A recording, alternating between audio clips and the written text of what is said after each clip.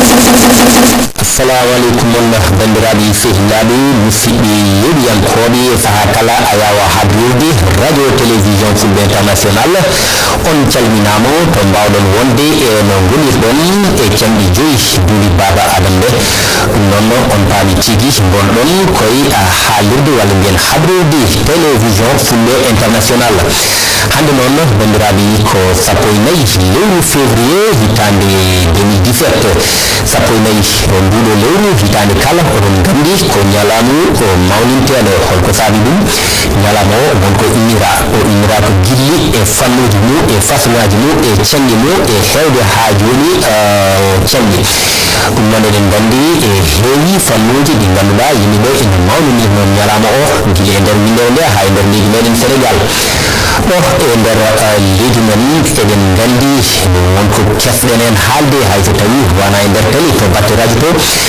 ɗum noon ko ñalama gilli wiya ko hakkude wurdude woni hakkude debbo e gorko kado tubatu wiyata ko belnari goto fo sooda tan gam weltinde mo ganduɗa ko kay tigui on wurdi kono noon ɗum ko hunde wande fayida kono wona ɗum tan waɗi en joɗade e plateau ñalama hande plateau o noon eɗen gandi ñalama on kadi ko ñalama mawɗo kono kadi ko ñalama spécial holko saabi ɗum ɗo e fulɓe international won fannu goɗɗo mbo ƴettuɗen hen yiyande wonde nde yimɓe jogui ha mbawa teddinde oɗo ñalama o yaaƴe wona kadi ñalama gilli nde tawno gilli si kalama ine heewi façon-ngaji e wona tan hakkude debbo e gorko ala eɗen gandi don de sang e tubankore ko dokkirgol ƴiƴam sa rokkiri waɗere ƴiƴam a sowi fittandu woodi mbo coɗa fittandu mum so tawi ko ɗo e Dakar gonɗa no wawi taw on koto Tamba woni walla woni koto leyɗele cattiɗi nde tawno saaha kala eɗen gandi ɗum ina sohle e nder cuuɗi cafroɗi ɗi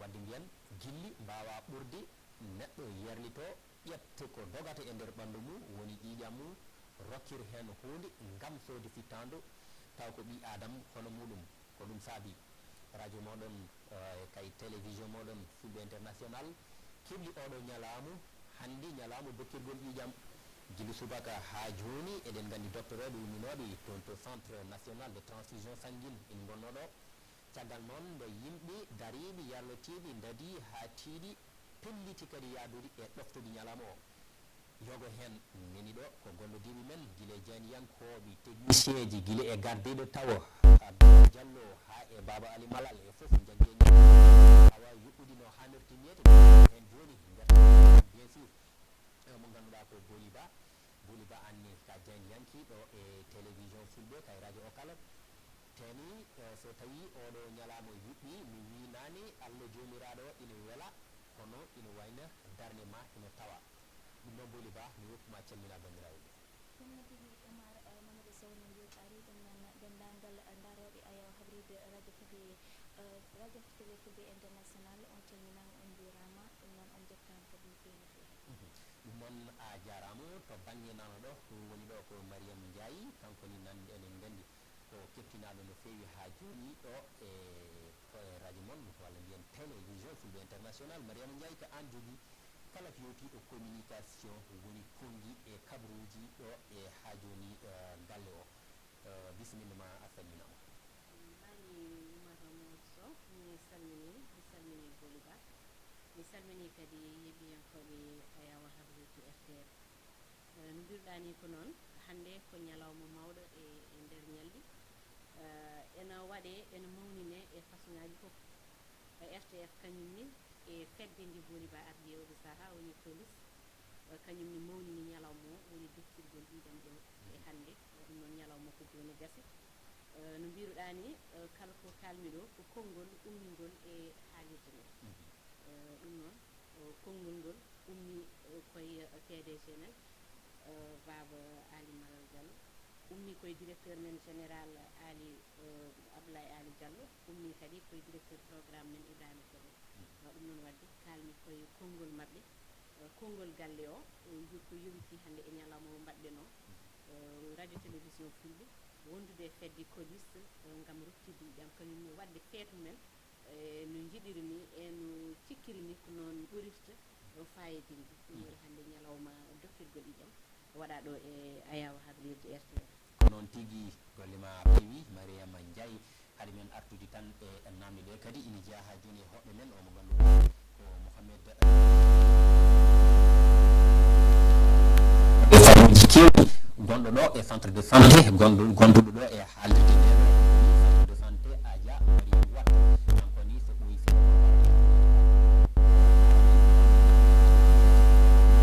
ha joni no mbiruɗen e dokuɗi tan no moƴƴi ne heewi nafoore hono hawnotaka taw ɓe ganduɗa ko hen tigui dillata ko hen pinata ko hen ñallata ko hen mbalata taw ma mbaw addude goɗɗum ko hefɗi e to batte famamuyo ɗum noon Boly Ba mi haali kono eɗen gandi oɗo ñalama yuɓɓinama yuɓɓinira ko ballodiral fedde witede COLIS nden fedde noon eɗen gandi ko collectif pour la lutte contre les inégalités sociales sen piri ɗum firtanma taw ko fedde daranide haɓade wasde fodde walla ɓurodiral e nder rendo ngo ɗum noon so haalama wadde noddi ballodiral mi arta tan ha joni e cosaan oɗo ñalama mbaɗaɗa hannde holɗo ñalama o soofi e holko saabi ñalama o waɗa ko noon tigui Oumar Mamadou Sow COLIS no mbiɗani ko collectif pour la lutte contre les inégalités sociales ko fedde nde gandanɗa en darni ɗum timmani hay lewru donc premier sortie mabɓe woni journée don de sang donc hade nden journée don de sang woni ñalama defirgol ƴiƴamgol mi dakka e yewtere amen joljole mo mbaddanmi min e Ibrahima Kébé subaka kala du lundi au jeudi donc ko hen ari e rubrique aji min mbaɗat ɗi woni coup de cœur et alerte min mbaɗno oɗon ñalama fatino ke eramde e bandiraɓe yoɓe hokkirtu ƴiyam saɗa min sohli ɗum donc guilden ha joni ɗum woni haqqilam min pourquoi pas min mbaɗa journée o diwdin hen e baba Alimala Diallo wi kam Boly Yah o rokki kam wiyde ko tan fobere wala heeɓi yamirore joni ummiɗa ɗon e yamirore holto dewruɗa ha ñalama o wawi yettade ɗo yettiɗo ñalama ɗum noon tigui holto ndiwrima ha yetti ɗo wona nden tan noon no fuɗɗi par ce que mi duuɓi lebbi après mi ɓeynami mais foof tawde no mbirini tan woni haqqilam ha goto jour Allah waɗi diwdin hen e Abou Déme gonɗo directeur programme o salminama no fewi no fewi kankone o jogui journée he o wi kam Boly jagga ñalama nden jegguiɓe sappo e nayyi lewru février o wi kam pourquoi ciɓiɗa oɗon ñalama mbimi par ce que koko waɗi donc mbimi pourquoi pas au lieu que yimɓe ne mbaɗa distribué des roses woni fleur aji gandanɗa kañum woni mandintare quelque chose comme ça ko yewti e Saint Valentin walla cadeauji walla économie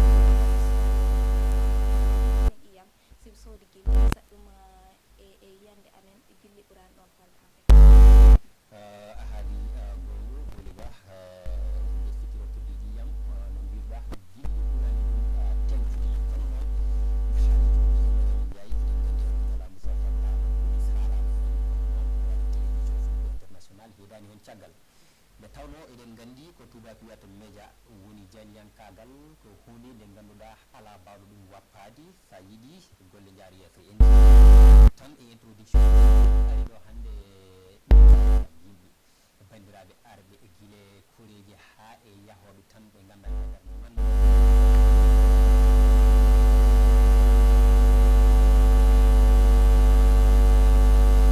fulɓe international annani caggal ko an jogui ngol ɗon konngol holko wonno hen darde galle o e nder oɗo programme ko noon tigui Oumar Sow no mbiruɗa ni darde radio télévision fulɓe e ñalawma hande o ko darde nde ganduɗa nde wona tan hande ñalawma waɗi enenne yo en jeeyi hen saabu sa ƴeewi radio télévision fulɓe ɓooyani kono hande so tawi yimɓeɓe notinima ɗum e keewal ko jagganorde radio ngo ko yidde leñol ngol e ko waɗata ko ɗum e fannuji foof radio ngo so ƴeewama koye lewru juin 2016 dari ko nden signal o daña ko nden fuɗɗi wadde émettre nden fréquence o woodi hattani ɗon e ɗon radio ji goɗɗi foof ina jokki hen hande so ƴeewama radio Pété radio Pinal Alkam to Dowla Mali radio Horko Ƴere radio hono wiyete to Thilogne radio Gatamari ɗo e Djoum kañumen foof nan jokki e radio ngo haalani radio ji goɗɗi ɗi ganduɗa kañumen ina jogui fandare kañumen e yaade ha jeeye e radio ngo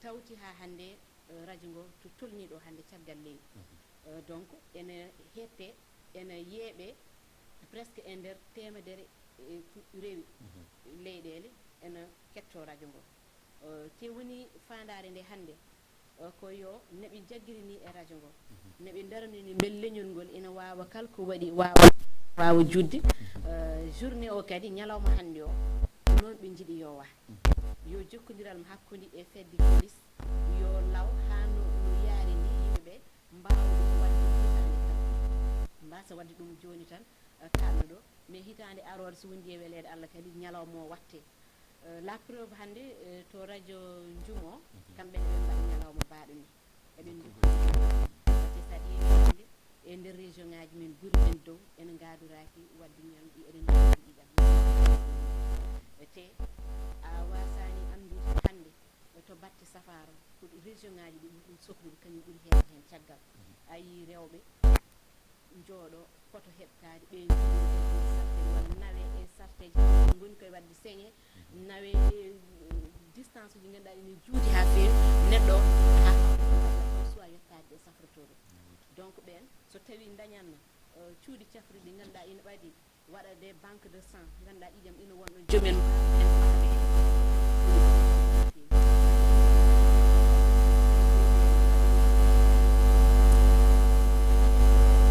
hayso tawi région ngaji ɗi cuuɓima kañumen ni tawtude en e on ɗon ñalawma diaspora o suuɓima tawtude en e on ɗon ñalawma kamɓene yeɓe paam enen darani ɓen ko leñol fulɓe ɓe en mbiyani ɗiƴam ɗo min guittu tan nawnon fulɓe foof kono yo ƴeew wonɓe e dowri ndi en waɗi fulɓe en waɗi waɗɓe la preuve hay ɗo woni kadi wona fulɓe tan kalata ɗo e radio ngo wona fulɓe tan kalata e télé ɗe wadde ƴiƴam ɗam yoɓe kamɓe yoɓe mbattore haqqille ɓe mbawa hen feccede hayso tawi ko moitié wo enen nawe hen kala saha foof kamɓene ɓen daña des banque de sang ɓe mbawa hen sowade no mbiɗani somi arti e ñalawma o tan hande ñalawma o on kaali ɗum joni itta rose cooɗa fleur totta neɗɗo mo ganduɗa ko on jiɗɗa soit kon wurduɓe soit kon hodduɓe ɗi foof onon gollotto gilli wiyaka tan hakkude ma e mo ganduɗa onon gondi saabu hande so tawi wonano yidde neɗɗo goɗɗo o a wawata ittude ƴiƴam ma attude hande hol naftortoɓe ƴiƴam ɗam a anda mo ganduɗa ka rokkiri neɗɗo goɗɗo à l'autre bout du monde ene wawi ɗum naftorade kono addi ɗum tigui wadde hande ko concept ɗum joguiɗen o neɗɗo ko bandum o neɗɗo ko prochain woni bande ko ɗum joguiɗen e haqqillaji men ha saabi hande ñalawma o waɗa RTF kañumne jaggo hen jagganoraɓe vraiment ɓe mbawa wadde perpétuer ñalawma o hitande kala ina waɗe ko ɗum nde sikki woni fandare nde ɗum woni yidde RTF ɗum woni yidde diaspora o radio ji goɗɗi ɗi ganduɗa ɗi kañumen ni eɓen mbaɗ ɗum félicité no fewi ɗi ganduɗa ene ceggi e radio ngo ko enen mumen ndendi programme o ene ketto en kala saaha foof kañumen ni ƴetti décision wadde noon mbawa kañumen ni wadde ñalawma so nden yonti mbeɗa sikki so tawi ɓuuri yajde tan ma ya ha région ngaji ha ñalawma pourquoi pas ñalawma watte ñalawma don de sang wasa wonde tottirde fleur walla sodde cadeau walla jaada e mum boîte de nuit jahon restaurant ñamon jaron pijon jalon et ça s'arrête là alors que on instant mo gandu won mo ganduɗa o talani hay ñamde talani hay fijjalde enen hakkude gurdam e mayde ko ƴiƴam ɗam ganduɗa ɗam jomum heeɓi ɗum ko ɗum wawata sowde pitali men ɗum noon ko ɗum woni darde radio télévision fulɓe ɗum woni darde diaspora ɗum woni darde radio ji gonɗi e nder région ko wayno radio gatamare en ko wayno radio pinal alkam ñoroɗi sahel radio Thilogne en e dendagal radio ji ganduɗa ɗi ene jokki e nder e jokkodiri e RTF wondude e fedde colis noon ko noon tigui sohna Mariame Ndiaye mbeɗen ndi ɓoyata ni joni ma docteur men arɗo kadi kayni woda ko namdodirɗen e muɗum kono haade ɗum an booli Mariame woodi ko haali hen nde tawno wonko jubbunomi hen kadi joni so tawi radio suɓama ko hunde hande nde tawno sa yiiɗi e hunde yaaje koye ha joni e médiaji ɗi rewrata kono noon eɗen gandi radio fulɓe tan wona kay woni Sénégal heewi ɗo ganduɗa fedde colis nde so tawi ni koye galle gonɗa heewi to ganduɗa haqqille ma ene wawno toon yaadi walla an eɓe gollottoɗa nde tawno kadi golle ɗe ko dendade donc ko radio furɓe e gaddugol ma e yicilare e dadugal ma an heedi yafimiɓe ndewi hen donc e neware nde ganduɗa ardiɓeɓe kadi e newni ɗum ɗon mi wi joni wawino taw ina wawi wonde jomum yaaha e radio ji goɗɗi walla télévision ngaji goɗɗi ƴeewa nde tawno ko ƴiyam ina sohla no feewi sa yeehi to centre national transfusion a haali miijo ngo tan jomum en in keewi wadde ballitma bomo gueɗe kewɗe hay lieu mo mbatta ɗum o balluma ni hay procédure télé walla radio e gueɗe mbaɗi noon beela an eɗen gandi radio ne yaajini heeɗe étranger ne heeɗe foof beela haqqille ma wawano yaade e banggue goɗɗo walla holko saabi mbaɗɗa choisir an e gollediɓe ma e nder on ñalama ƴettuɗon radio télévision fulɓe. Oumar Français wi charité bien ordonnée commence par soi-même. Donc haadema jiggo yaade banggue goɗɗo min ke radio fulɓe gonimi e hen gonimi hannde. Donc vraiment so haadema yaade banggue goɗɗo alay saago min fuɗɗiro ɗum e radio mo gonimi go te radio fulɓe mayram haali ɗum joni ummin ɗum tan ko communauté pullago c'est vrai don de sang enen gandi haɗani tan e fulɓe saɗa mi hokkiten ɓe en ganda bel taw ko pullo hokkaten walla taw ko séréer walla taw ko julɗo walla taw ko kefere ni donc ko hunde gandanɗa ken waɗɓe ɗum c'est vrai ɗo ko pular haalte ɗo c'est vrai que fulɓe tawi ɗum ummade kono noon no mbirimni joni joni pourquoi radio fulɓe par ce que ko ɗo gollutomi donc jarani ko mbeɗa ya e radio ji goɗɗi donc c'est très important ɗum saabini kamɓen centre transfusion sangue no garimde toon donc que no mbiɗo no kollitirde ke radio gonimi kamɓe keɓe weltiɓe hen déjà ɓe beltima e date mbaɗaɗo choisir e slogan o woni une rose pour un cœur une goutte pour une vie mais kadi ɓeydi weltade mabɓe ko radio ummi ari e wi ene wollide e mabɓe donc par ce que kamɓe ɓe politique radio ji ko presse o ko média ji mbawi jaggandeɓe haaɓe mbawa humpidde yimɓe e ko woni e importance dokkirgol ƴiƴam ɗum noon golle ma jooɗi peewi no kaldirɗani kay ko noon te koko jaadi nde tawno a haali mbiɗa haadema yeyde ñiiri yo tawrede heewi ko ɗum waɗi haadema yaade banggue goɗɗo walla fuɗɗi yaade banggue goɗɗo walla ƴeewoyde ko ganduɗa ina wawi ni ɓeydo sattude puɗɗorɗa ɗo ganduɗa ɗon tigui gonɗa te kadi Allah waɗi famɗani ɗum wonɗen ɗo koko yaaji koko heɗete e nder leydi Sénégal ala to heddi eɗen mbawi wiide te ko yeeso fayi tene kadi eɗen gandi e oɗo saaha étranger ko ɓuuri temedere leydi Mariame haali ɗum nani ka en neni batti haqqillaji mumen e kala ko kewata e programme radio télévision fulɓe international ɗum noon Mariame Ndiaye ha joni koye ma gartami haadi invité men goɗɗo ardinade des plateau holko woni ko ganduɗa radio télévision fulɓe ina jogui ko rewnata e oɗo ñalama taw ko to batte eranga ha ɓeydo yaajude ha joni cenɗe radio ngo nde tawno eɗen gandi ko édition spécial kono radio fulɓe ni heewi hen doole en kaali holko woni ko ganduɗa eɗen poti hen erade taw ko yowtini e ñalama o yowti kadi e golle paydinde woni rokkirde ƴiƴam kono kadi yowti e bandiraɓe ɓe gam wattude mumen haqqille e radio fulɓe ko noon tigui erago ngo woni tan ha hande yimɓe ɓe mbawata yiide sa ƴeewi hande ñalawma o kal garɗo ɗo aɗa ɓooyi nande dokkirgol ƴiƴam hewɓe nen ɗo hande gaari meeɗa rokkirde ƴiƴam ko hande fuɗɗi ko waɗi ɗum ko importance média ko mbiɗa ko radio wayi noon waɗi ɗum ko radio télévision fulɓe noddi yimɓe ɓe ɗum noon wadde jinmi wiide tan hande neɓe notiri ni radio ngo kadi e woɗɓe ɓe ganduɗa ɓe notanima radio ngo woni notanade ɗum woni holɗum radio ji gonɗi ɗi e nokku mumen jiiɗo yo jokkodir e radio ngo beele fulɓe foof ene mbawa jokkodirde mbeɗa sikki so tawi enen hande so wiyama fulɓe wiya ko Fouta wiya ko Jolof wiya ko ɗo wiya ko foof ko aduna Allah o foof wiya fulɓe ene hen ɗum noon hande sa ƴeewi projet ji kewɗi radio ji kewɗi hande en daari gam jokkodirde e radio télévision fulɓe 102.6 enen daari gam jokkodirde e télé ɗe e foof beele fulɓe foof ene mbawa rentude donc hande so tawi ɓe nodnima ko gonga eɓe gardi ɗo rokkirde ƴiƴam mabɓe ko wona pour radio télévision fulɓe ene hutoro mais ko pour yimɓe woɓɓe ɓe ganduɗa mais ko sababu radio o waɗi ɗum ko sababu radio o waɗi ɗum o booli initiative mo ƴetti o rewni e radio ngo ko sababu ni fulɓe ɓe sababu ni radio ngo waɗi ɗum hande jiidani e jingande leñol o wi noon omo wawna yaade banggue goɗɗo haaloy toon omo mbawna saabu ɓen gadimen e ko wayni enen sa ƴeewi en gaadoraki wadde ñalɗi mbaɗni walla rokkirde ƴiƴam men kono kala ko jiiɗa limore fof fuɗɗorto ko goom mbeɗa sikki hande so tawi en jiiɗi en mbaɗi radio en mbi ko radio fulɓe en denti en fof en mbaɗi haɓɓere en ndewi caggal sen mbaɗiri noon ñalawma o ma won ñalawma ganduɗa o ma laato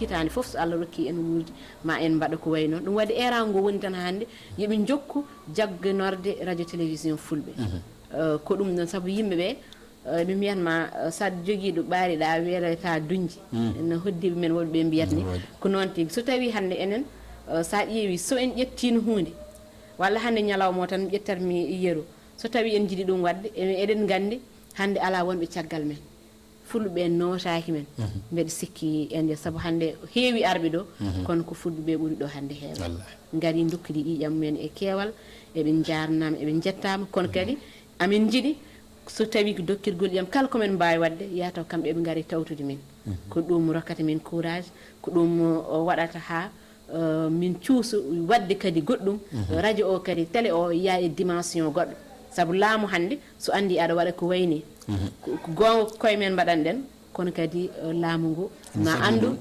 en sohli ɗum ma andu fulɓe ɓe wona tan koko mbaɗi radio men e télé beele en kaala hen ɗemgal men en piiji hen en jaal hen en belto kono kadi nen mbaɗa participé e développement leydi ndi e foof ɗum noon kadi ko hunde ganduɗa e waɗa encouragé laamu ko ɗum wadde mbiyen fedde police nde woto ɓe belsinde ñalawma o yooɓe jokku wadde sensibilisation ha région ngaji ɗi ganda ɗum diaspora o anda ɗum radio ngo kañumne wawa dusde ɗum wawa yaadude hen ko ɗum mbeɗa sikki waɗata ha gueɗe ɗe mbaɗa fayida ɗum noon a jarama Mariame Ndiaye haade mi ruttade tan e sohna Booli mbeɗen ndi joni men bismo ha joni koɗo men mbo kalnoɗen nani kono haade ɗum noon en jaat régie woodo ayaw ngo ƴewɗen toon garten joni e plateau continuen jewtinen golle ɗe.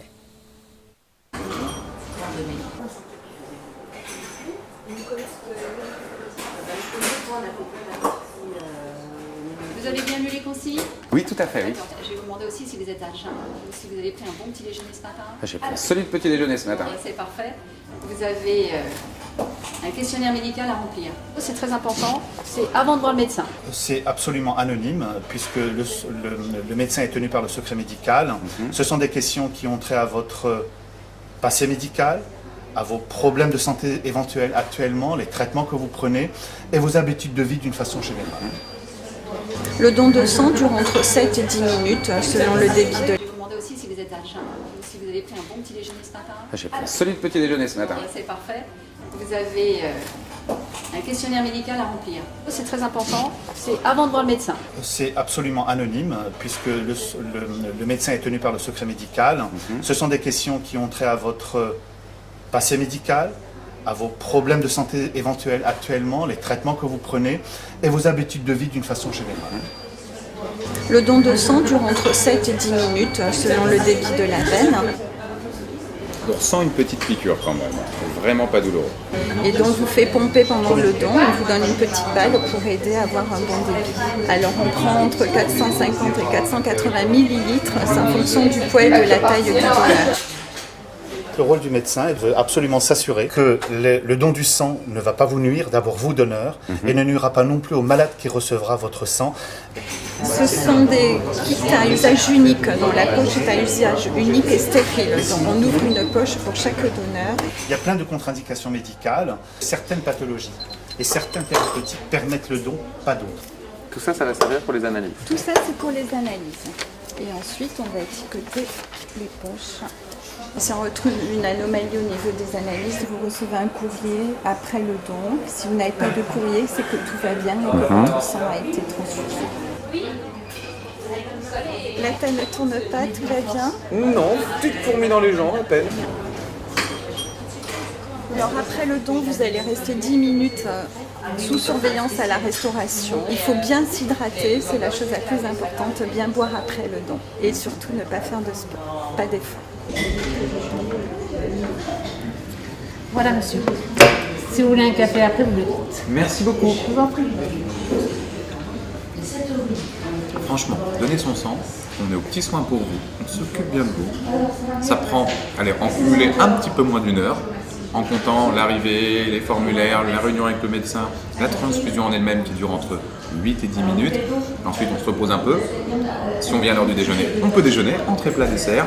Le matin, il y a un très bon petit déjeuner et on sauve des vies. Que demander de plus?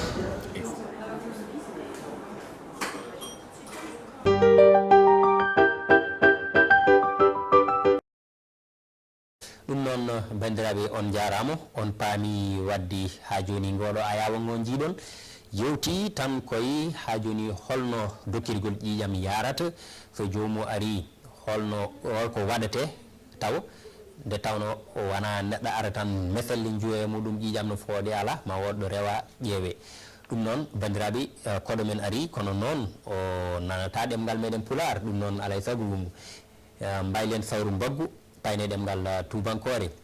Docteur, merci d'abord d'avoir répondu à notre invitation.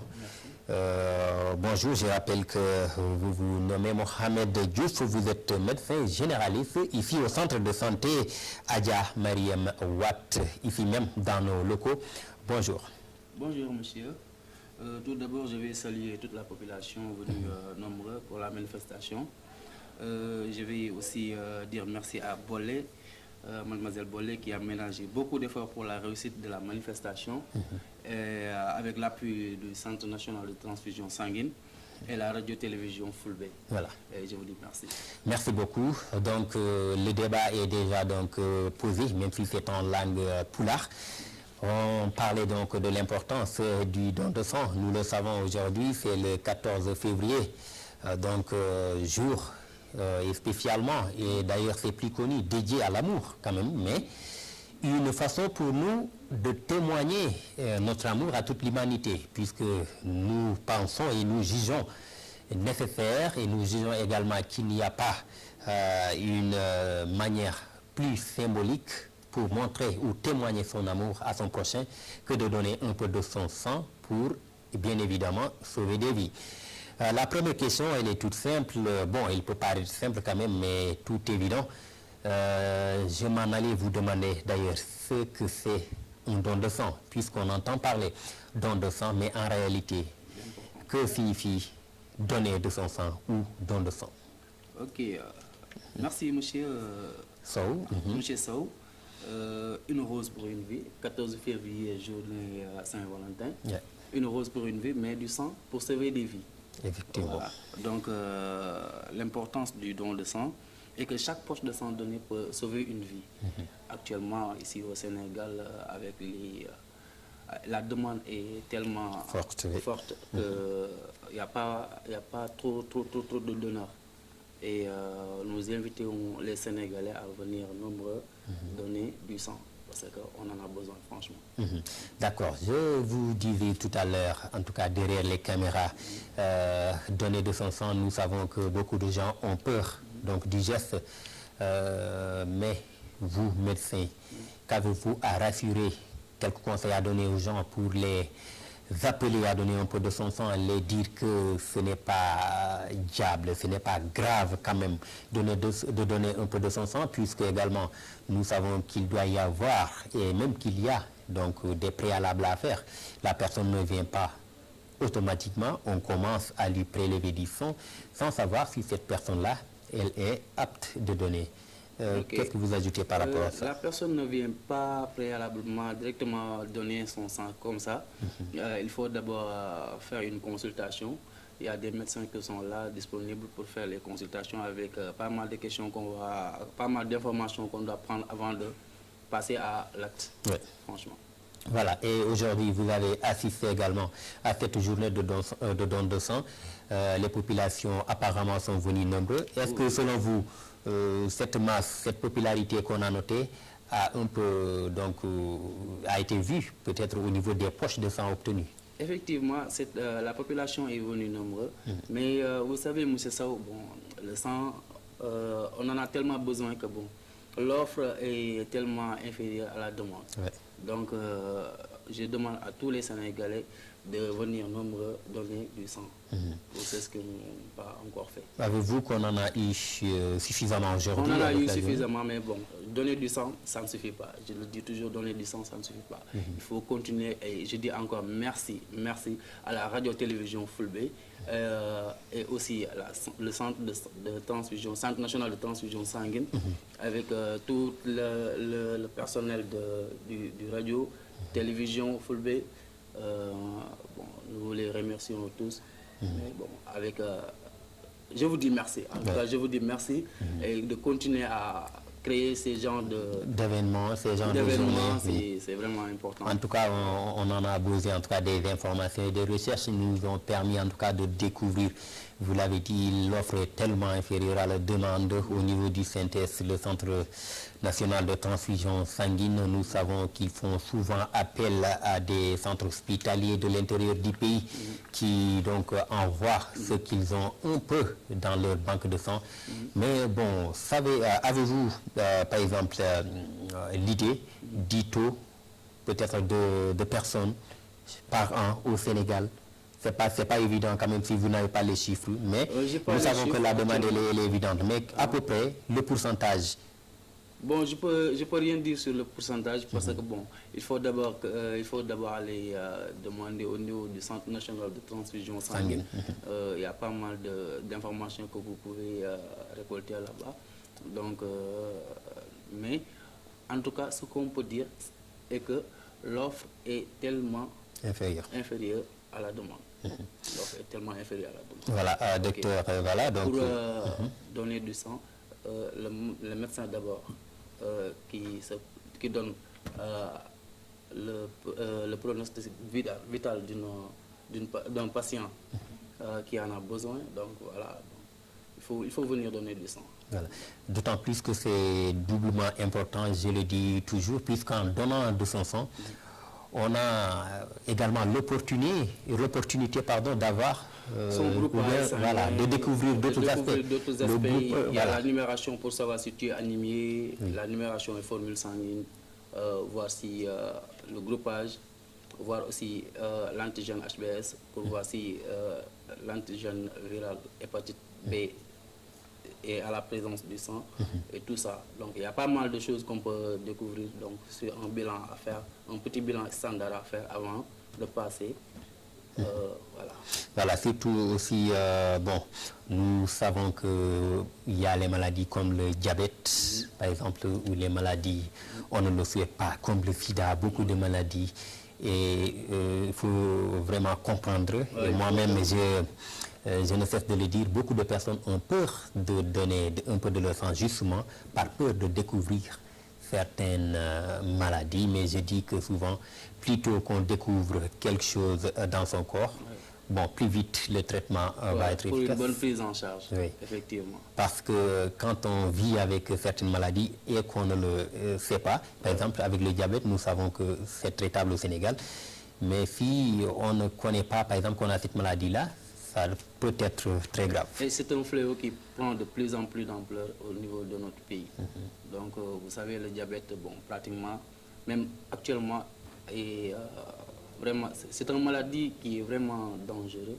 Actuellement, au Sénégal, ça prend de plus en plus d'ampleur, vraiment.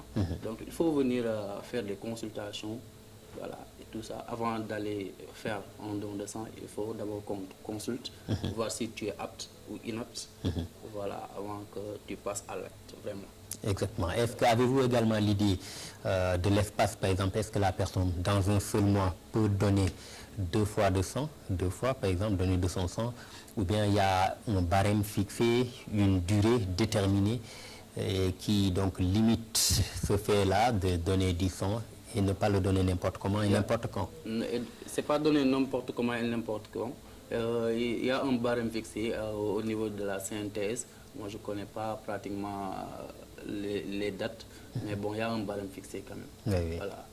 Si tu viens, on prend d'abord les informations nécessaires. Si tu es apte pour donner, donc tu passes directement à l'acte. Si tu es inapte, donc on va te dire que tu es inapte. Voilà. Merci docteur. En tout cas, nous savons que le temps vous est très précieux. Nous vous avons en tout cas contraint à venir un peu parler à nos téléspectateurs pour ce qui est de cette journée très très importante. Merci d'avoir répondu d'abord à notre invitation. Merci à la radio-télévision Fulbe, merci à Bolé, merci à vous M. Sao, merci à Madame Ndiaye. C'est à Madame Kébé. Madame Kébé.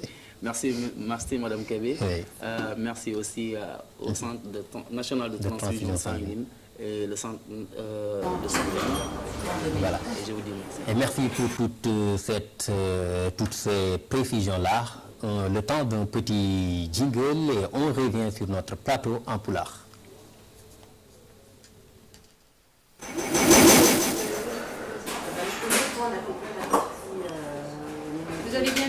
petit? Oui, tout à fait, oui. D'accord. Je vais vous demander aussi si vous êtes à jeun, ou si vous avez pris un bon petit déjeuner ce matin. J'ai pris un solide petit déjeuner ce matin. C'est parfait.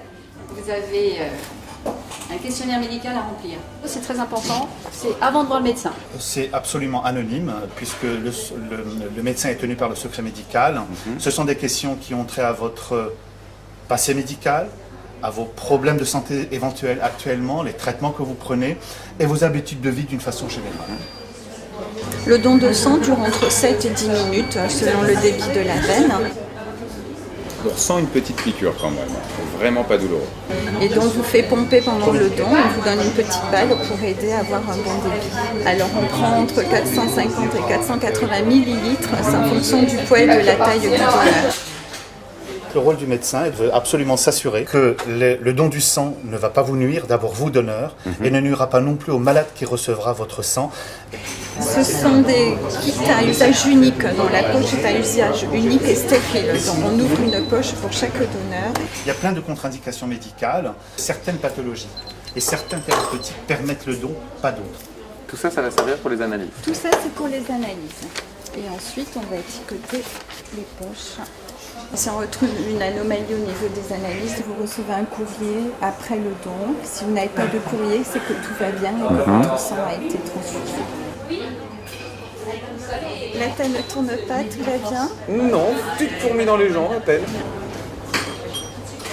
Alors après le don, vous allez rester 10 minutes sous surveillance à la restauration. Il faut bien s'hydrater, c'est la chose la plus importante, bien boire après le don. Et surtout ne pas faire de sport, pas d'effort. Voilà, monsieur. Si vous voulez un café après, vous le dites. Merci beaucoup. Je vous en prie. Franchement, donner son sang, on est aux petits soins pour vous, on s'occupe bien de vous. Ça prend, allez, en cumulé un petit peu moins d'une heure, en comptant l'arrivée, les formulaires. ɗum noon on paami tigi bandiraɓe en garti kadi e plateau men en jetti noon omo ganduɗa ko docteur Mohamed Diouf eɗen gandi ko médecin généraliste ɗo e centre de santé Suudu Safro ɗo Adja Mariama Watt gonduɗo ɗo e radio télévision Fulɓe international ɗum noon bandiraɓe ɓe nani nde tawno ko tubankore kono noon Mariam beele ƴetteɗen tan tongude seeɗa ko haali ko nde tawno o haali holko woni nafoore ha joni dokkugol ƴiƴam e holno yarata holno waɗirte o haali kadi noddi yimɓeɓe ko erango waɗi woto jogo hen kulol nde tawno leydi ndi no sohli ɗum ha no fewi ko mbawɗa tongande yimɓe tan bandiraɓeɓe seeɗa e ko haali ɗo ko e ɗemgal tubankore. Kono noon tigi avant tout d'abord mi waɗa remercier docteur o Mohamed Diouf vraiment ko haali ko ɗo ko noon o holliri yimɓeɓe hannde ngari e keewal kono noon yonata ha hannde yonata sabu ko sohla ko dañete ko sohla ko ɓuri ɗum heewde no wiɗi ni malheureusement la demande est supérieure à l'offre omo waɗa incité omo ñaago yimɓeɓe no garta ɓurat arde e keewal no dokkira ƴiƴameji men sabu yimɓeɓe hannde ina cohli ɗum no feewi wuuroɓeɓe dowri ndi no cohli ɗum wonɓe ɗo ɓe nder hôpital uji saki no heewi dak yimɓe te yimɓe fof koko cohli ɗum mbus goto ƴiƴam ena danda fittandu neɗɗo goto ɗum noon wadde no ɓuuri heewirde foof pittali ɗi kadi ɓuuri daɗirde noon ko wona ɗum ko o holliti wona yimɓeɓe hannde sa yii heewɓe jaɓata yaade en notno ɗum ko kulol ngol sikkude mataw sa ari mataw no muusi walla ƴiƴam ma saabu a yettatako tan ɓe itta ƴiƴam ma eɓe mbima yah wona noon maɓe mbaɗani analyse maɓe mbaɗani losgue ɓe ƴeewa an kadi ko occasion mbawa hen andude groupe sangue ma hande so tawi neɗɗo a yeehi mi ñagaki ɗum mais so neɗɗo si ha dañi accident so tawi an e hoorema aɗa andi aɗa groupe sangue ma ma yaw haalandeɓe eɓe ƴeewa holɗan ƴiƴam an potta heɓde so tawi a anda wontata ko ma wonay ƴeewede mbaɗande analyse ɗum ene ƴetta on instant aɗan ƴiƴam ɗam aɗan ɓeydo yaade donc so tawi aɗa andani ɗum hoore ma hande sa ari kala garɗo hande ma andu groupe sangue mum saabu neɗɗo foof ene jogui mantorde ƴiƴam mum ɓe ko A plus ɓe ko o mi anda e ko way noon o haali ɗum ɗo joni kanko docteur donc ɗum kadi ko hunde wadde fayde rafiji goɗɗi ma andu ɗumen hen ene waɗi examen préalable mbo haali oɗo joni ko wayno diabète en so tawi aɗa jogui ɗum ma andu law so tawi hande les hépatite saɗa wondi hen hande ma andu guila law jaaha cafroyɗa so tawi goɗɗum e goɗɗum ina hen maɓe kalani ɗum kadi wona ko saabu enen en gadiraki joɗɗa ha ɓoya tan pina mbiya mbeɗen yiya hôpital mi ƴeewoy ɓandam a waɗata noon hattata ko ha dafiɗa puɗɗa yaade walla ni nawiɗa ɗum noon ko way ko occasion ko ɗum noon wadde kam eɓe jiiɗi yimɓeɓe ene gara ma wonan ɓe fartange ɓe mbaɗana yimɓeɓe ɗin ɗon bilan ɗin analyse uji kadi dokkiri hen ƴiƴam mumen ƴiƴam jaltojam ɗame ma goɗɗam arta ɗon hunde kadi koye cellal ɓandu ma ha hande ruttoto ɗum foof o ari hen kono noon o ɓuuri woyta tan ko ha hande ɗum ɗo yonani yonata nokkuji ɗi ɗo ƴiƴam ɗam mofte ɗo woni les banque de sang ha hande gondi koye ngakkede ƴiƴam ɗam ɗum noon waɗi yo yimɓeɓe ɓuur artude e jogade haqqillaji wattorde rokkude ƴiƴam mum surtout ɗum noon sohna Mariame ina wayno ko dokkanoɗen e hojomaji oɗo sa woni koye huddi haademi rokkude booli tan konngol wodo ko haali kadi waynoro hen andi mi rokkuma konngol mbayneɗa kono kadi kalana hen bande gartana kadi bandiraɓe yimɓe seeɗa tan ha joni e yiyande radio Fulɓe holto paaɗen nde tawno eɗen gandi défi o no mawni ko poɗɗen wadde relevé ko poɗɗen waylude walla ko poɗɗen wadde ɓeyden nde tawno eɗen gandi woni caggal men no heewi hol hande ɗo paaɗen yaɓɓude koyɗe men e ko ariyat ko ɗum tan tigui wadde mi ara hen tan woni ko mbimi ko tan hande en ñagaki tan hadde ɗo saabu ɓooyi a yi hilifaɓe laamu ngu ndewi ɗo directeur de l'autorité de la régulation des télécommunications et des postes woni ARTP o ari ha ɗo o holliti TNT o so ɓoyata heeɓe so tawi laamu ngu o artiri processus o ɓoyta keɓen hen signal o kadi ko noon eɗen jiɗno signal uji goɗɗi e nder région ngaji ɗi foof ɗum foof koye promesse uji jeeya wadde enen won jiɗɗen heɓde te noon kadi mbiɗa sikki en joɗotaka mofen juuɗe men mbiyen komin soɓɓe matériel aji amen komin waɗa min jeeyi ko onon min paadi yon dottu men signal yon dottu men il faut kadi eɗen mbaɗa participer e ko wayni e gueɗe laamu hande mbiɗa sikki ministére de la santé so nani hande radio télévision Fulɓe en ƴetti ñalawma 14 lewru février hitande kala eno yimɓe en dokke hen ƴiƴam mbiɗa sikki kañumne wasata e jokkodiral men e jagorɗe goɗɗe kañum wiiɗi yo oɗo radio kat oɗo communauté yo watti kañumne haqqille saabu nen daari nde ɗo darde neɗɗo o a wodat ko mbaɗɗa mbaɗa accomplir devoir ma puɗɗa namnade anni ko woni ko droit ma e ko way noon ɗum wadde ko wayni eɗen potini wadde sen jii kadi goɗɗum ko ganduɗa ko ma nawru leñol men yeeso ma en tini eɗen e rennogo enen eɗen won darde nde daari ɗen kañumen ma cuftu e wallude men mbeɗa sikki en pota hadde ɗo tan ɗum waɗi eɗen jiiɗi ñalawma no mbirnomi hitande kala radio télévision Fulɓe 102.6 kañum e ayawa habrirde mum wawa jaggude ene waɗa ñalawma baɗe ni ya ha laato e nder région ngaji men pourquoi pas e diaspora o e fofoof mbatten wadde noon enen ni janggo e jaam mbawen yakorde enen ni dañen balle e laamu wattoro men ko ɗum woni ko kadi ko yaltin saabu ko média ko kañum woni foof kala ko dowli kala ko lolli ko média hayso tawi kadi kala no woodi no wayi média ene tawa kono kam ko ɗum ɗon kala ko ɗum média ala heewani dowlude heewani yaarude yeeso ɗum noon wadde ko ɗum tan woni darde radio télévision Fulɓe wadde accompagné fedde colis nde yaada e radio ji mum ɗi wadde synchronisé yaada e diaspora e fofoof ɓe jagga ñalawma ene waɗe hitande kala ɗum noon golle ma jooɗi peewi e Mariama Ndiaye ko an ha joni jogui kala ko yewti communication woni kabruji e gostodiral miijoji ɗo e radio télévision Fulɓe international Bouli Ba haadema waynade may artan amen tan ha joni e ɓe ganduɗa ko wallodiɓe ma wasani ko wayni e teddude e hewde doole so laatima walla yarino e yiɗirino wodani wasani heɓɓe caggal ina ballita ɓe ganduɗa guila haalullaji mumen conseil haaɓe ganduɗa mbaɗi e juuɗe mumen yettude jomumen wawa guur ina ɓeyda ha joni iccilare e saaha kala kadi ɓe dutte teddugal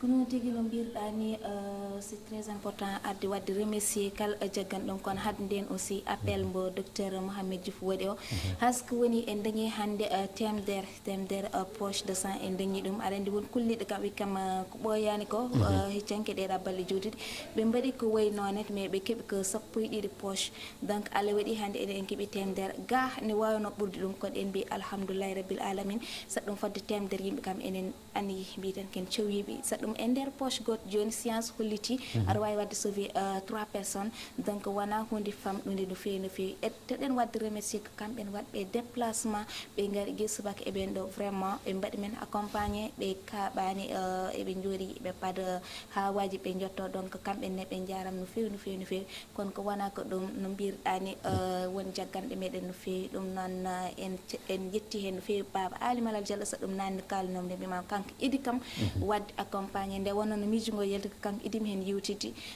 kanko idi kam jaggande yewti ɗum Abou Deme gonnoɗo directeur programme vraiment kanko ni o jaggi hen no fewi no fewi no fewi wondude Habib Niang kañum woni bras droit Ali Malal Diallo Baba Ali e DG Ablaye Ali Diallo kamɓen foof ɓe jaggi hen no fewi no fewi kono mi yejji tan directrice service commercial woni Amina Sané au début ko minen gollotono hen ha yetti kadi e ɓeɗo ɓe gandanɗa won personnel radio Fulɓe ha yetti e juuɗe directeur programme vraiment kamɓen foof ɓe jaggi hen no fewi no fewi no fewi kono wonandi kamɓen wonɓe caggal leydi waɓen Sali Sow l'homme de London vraiment kanko ne mention spéciale ali parce que guel journée o fuɗɗi ha joni ñam foyi Allah ko noddude kam téléphone ñam foyi Allah ko baɗɗo kam encouragé ñam foyi Allah ko bir kam vraiment booli oɗo journée wona hunde famɗude vraiment ko yimɓe fof poti hen jaggude donc mention spéciale à lui parce que o jaggi hen no fewi no fewi o jaggi hen o waɗi hen haalis makko kanko e wondude Baba Souleymane Ly vraiment kamɓen foof ɓe calminama ɓe jettama ɓe juurama kono wa daral fora anene wonɓe toon to Thiaroye aussi kamɓen foof vraiment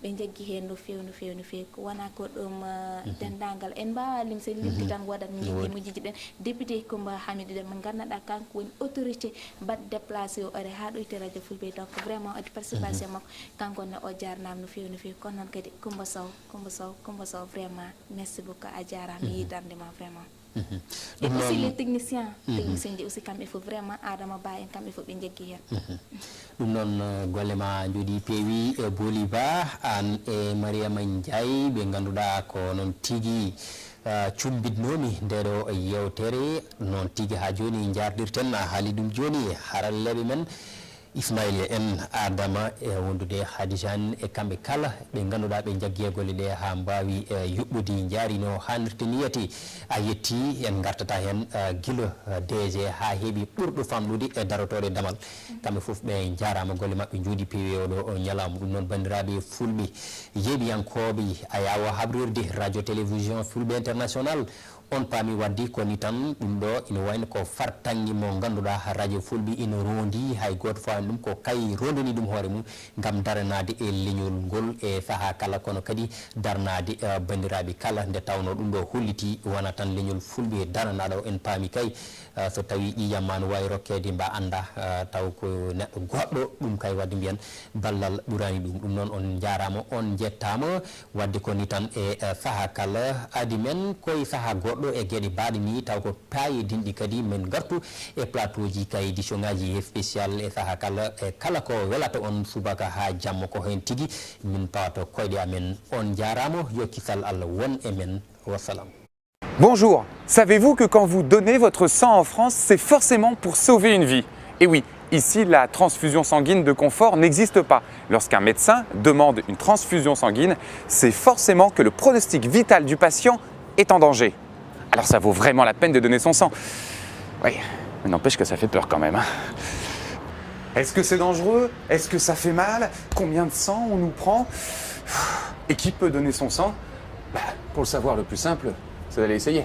Venez avec moi, je vous montre. Allez, courage.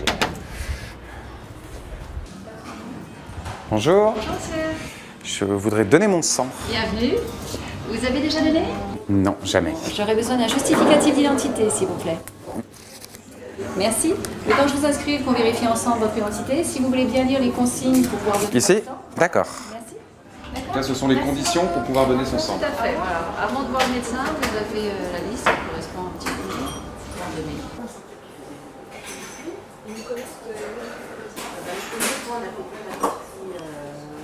Vous avez bien lu les consignes? Oui, tout à fait, oui. Je vais vous demander aussi si vous êtes à jeun, si vous avez pris un bon petit déjeuner ce matin. J'ai pris un solide petit déjeuner ce matin. C'est parfait. Vous avez un questionnaire médical à remplir. C'est très important, c'est avant de voir le médecin. C'est absolument anonyme puisque le médecin est tenu par le secret médical. Ce sont des questions qui ont trait à votre passé médical, à vos problèmes de santé éventuels actuellement, les traitements que vous prenez et vos habitudes de vie d'une façon générale. Le don de sang dure entre 7 et 10 minutes selon le débit de la veine. On ressent une petite piqûre quand même, vraiment pas douloureux. Et donc vous fait pomper pendant le don, on vous donne une petite balle pour aider à avoir un bon débit. Alors on prend entre 450 et 480 millilitres, c'est en fonction du poids et de la taille du donneur. Le rôle du médecin est de absolument s'assurer que le don du sang ne va pas vous nuire, d'abord vous donneur, et ne nuira pas non plus au malade qui recevra votre sang. Ce sont des kits à usage unique, dont la poche est à usage unique et stérile. Donc on ouvre une poche pour chaque donneur. Il y a plein de contre-indications médicales, certaines pathologies et certains thérapeutiques permettent le don, pas d'autres. Tout ça, ça va servir pour les analyses. Tout ça, c'est pour les analyses. Et ensuite, on va étiqueter les poches. Si on retrouve une anomalie au niveau des analyses, vous recevez un courrier après le don. Si vous n'avez pas de courrier, c'est que tout va bien et que votre sang a été transfusé.